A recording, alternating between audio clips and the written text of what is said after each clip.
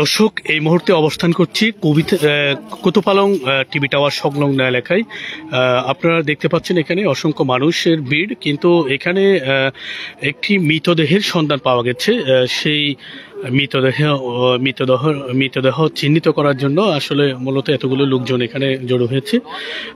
আপনারা দেখতে পাচ্ছেন এখানে ইতিমধ্যে পুলিশও এসেছে। এখানে আসলে মৃতদেহটি এখনো চিহ্নিত করতে পারেনি, আসলে লোকটি কি রোহিঙ্গা নাকি বাংলাদেশি আপনারা দেখতে পাচ্ছেন।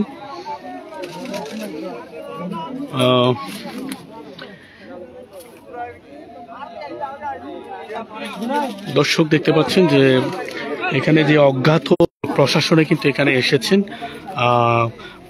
লাশটি উদ্ধার করেছেন তারা, কিন্তু এখনো পর্যন্ত লাশের চিহ্নিত করতে পারেনি।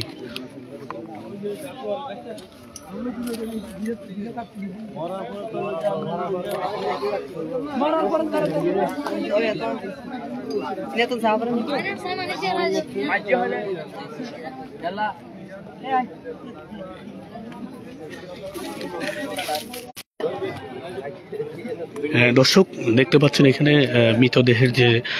মৃতদেহটি পাওয়া গেছে। সেই মৃতদেহ লোকটিকে এখনো পর্যন্ত চিহ্নিত করতে পারেনি, কিন্তু তার কোনো নিকট আত্মীয় স্বজন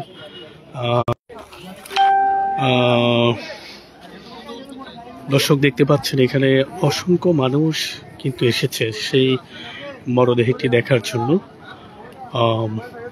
আপনাদের আশেপাশে যদি কোনো নিখোঁজ ব্যক্তি থেকে থাকে আপনাদের পরিচিত, তাইলে সরাসরি কোতোপালং টিভি টাওয়ার সংলগ্ন এলাকায় এসে আপনারা মরদেহটি দেখে চিহ্নিত করতে পারেন। আসলে আপনাদের পরিচিত কেউ কয়েকদিনের মধ্যে যদি নিখোঁজ হয়ে থাকে তাহলে সেই হিসেবে আপনারা লাশটি দেখতে পারেন এসে। যদি পরিচিত হয়ে থাকে তাইলে আপনারা বিষয়টি দেখতে পারেন। কোতোপালং কমিশন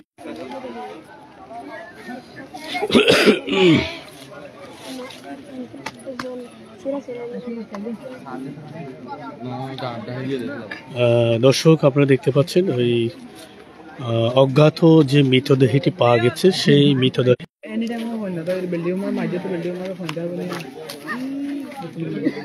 এরিয়ার স্থানীয় হন আছে আশেপাশে এরিয়ার নেই।